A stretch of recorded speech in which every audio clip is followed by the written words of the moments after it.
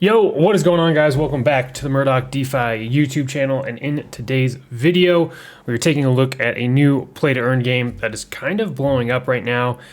So I think it launched on the 19th. Today is the 23rd, so just a couple of days. They already have almost 1,000 BNB staked. There's 500 people totally playing this game. So I just wanted to make this quick video, talk a little bit about the tokenomics of it. We're going to go through the documents like always, kind of look through the white paper, and yeah, just give a breakdown or in-depth breakdown of the actual project here itself. So this is the game here. It's called LastLand, and it's kind of like this Mad Max take on like a play to earn game, right? Where you can buy gold. So you essentially you come in here and you exchange your BNB for gold. So one BNB gets you 1,000 of these gold, and then you could do certain things throughout the game, as it pertains to using that gold specifically, right? So if you buy some gold, then you can go ahead and buy cars. You take those cars and you send them out to the wastelands, and they come back with metal essentially, right? And then you use that metal. So let's go ahead and jump into the documents here. So welcome to the LastLand. This is like their little bit of the story of breakdown of the game essentially. So in the aftermath of the apocalypse, LastLand is your final sanctuary. As a survivor, your mission is clear. Build and manage your shelter, explore the wastelands, gather the vital metal resources needed for survival. So upgrade your cars and gas tanks to extend their wasteland expeditions. Right, so you buy these cars, and then you can continue to upgrade their gas tanks. So as they're out earning more metal, you kind of get the picture, right? And even refine metal to ensure a steady supply. The highlight: earn BNB with an astounding APY of up to 1,100%. In LastLand, every decision matters. Face the challenges, make the right calls, and thrive in the post-apocalyptic world. So we have a couple of different coins, right? I've already kind of touched on the gold thing. So coins are the primary in-game currency in LastLand. You acquire coins by exchanging BNB coins for these gold tokens, and I just kind of walked you through that. But like I said, one BNB is equal to 1,000 of these gold coins. The minimum purchase is 0.05 BNB, and how you can use those coins is to, like I said, buy cars, improve and upgrade your shelter's facilities, and then buy other equipment. And then they also have this metal, right? So metal is a resource that you can only earn through your daring expeditions into the wastelands. This precious material is the lifeblood of your shelter, as it can be exchanged for both BNB and for coins, or the gold, right? I don't even know if it's really called gold. That's just kind of what I called it. But yeah. So how you can get metal: you buy cars and you send them to the wastelands. Every outing will bring you metal. Then you forge your metal to get more metal, and then you can invite friends to join. And this is actually from, if you remember, I want to say like last year. This is from the same team that were developing a lot of the like staking protocols that went by the name FOMO. So it'd be like BNB FOMO or Phantom FOMO. I believe that those were the names.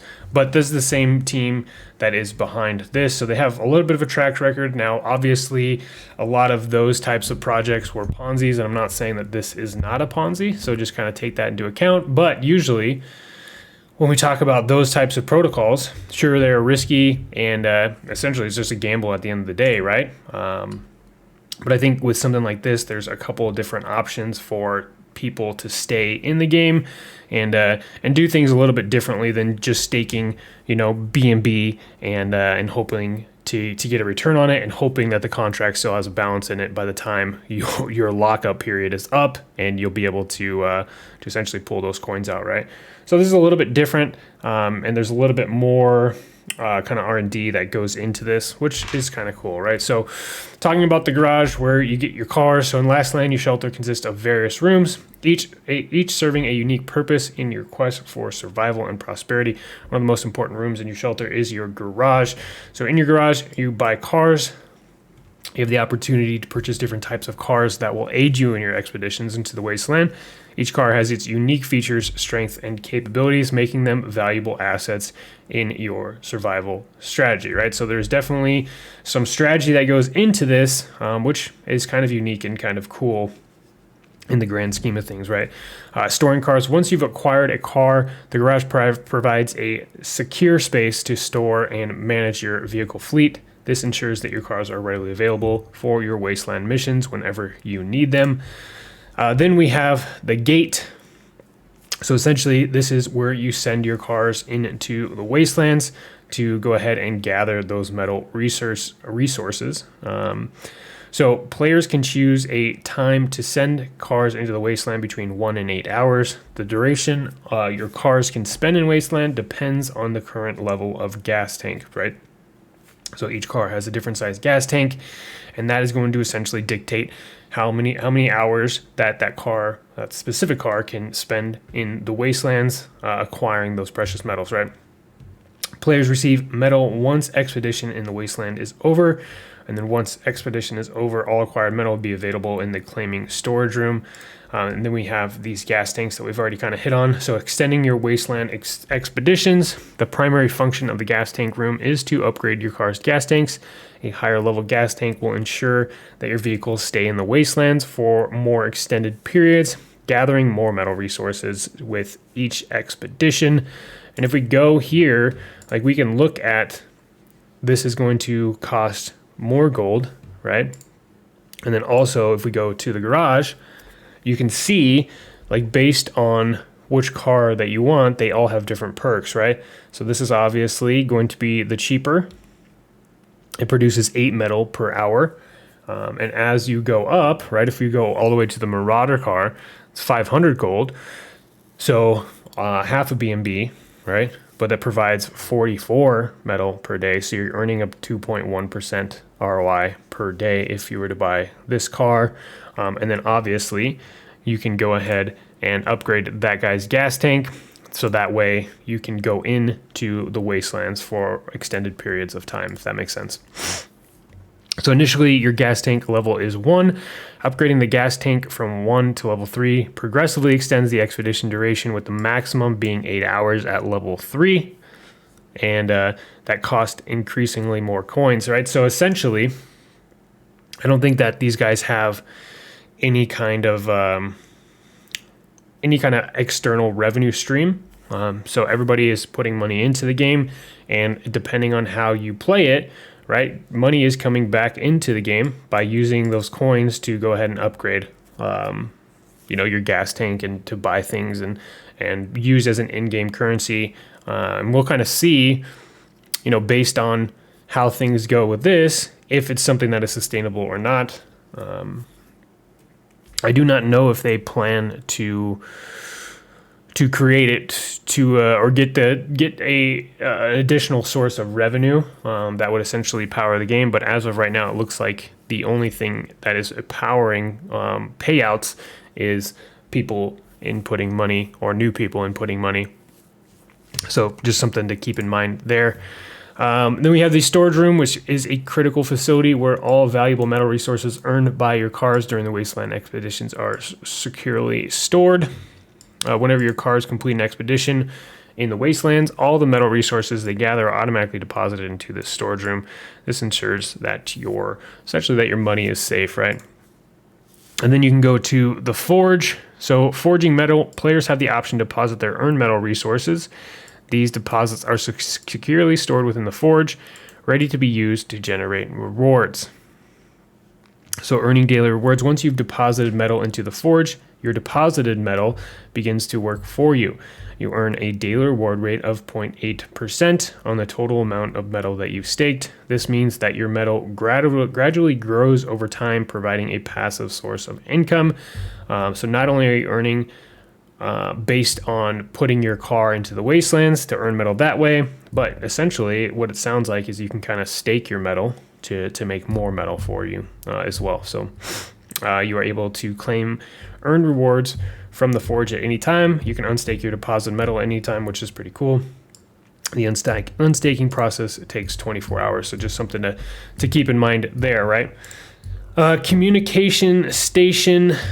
So in LastLand, the communication station is obviously how you invite people. They do have a referral link. I'm going to leave mine down below in the description. Feel free to use it. Feel free not to use it. I don't really care what you do with it, but I'm going to leave it there nonetheless. Shop functions, equipment for cars.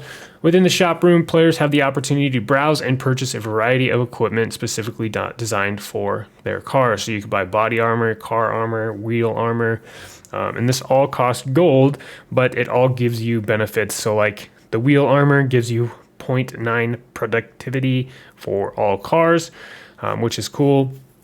And here's kind of a breakdown of how this works. So obviously you get the more things cost, the more productivity that you, or like productivity buffs that you get, right? The higher that percentage is. So max increase in cars productivity is 20% with all these things combined. You can buy equipment in any order. Productivity bonuses applies to all the cars that you have, which is kind of interesting. I think that if it were me, I would probably, because you can buy, right? Like you can buy multiple cars.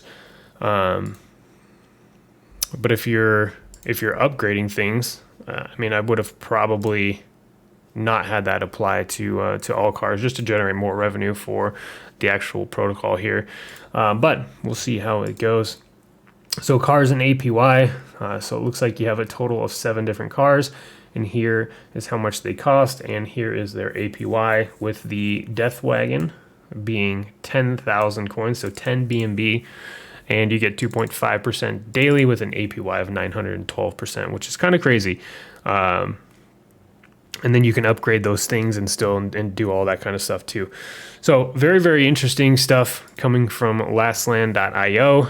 Like I said, I will leave the links down below for you guys to check it out if you choose to do so.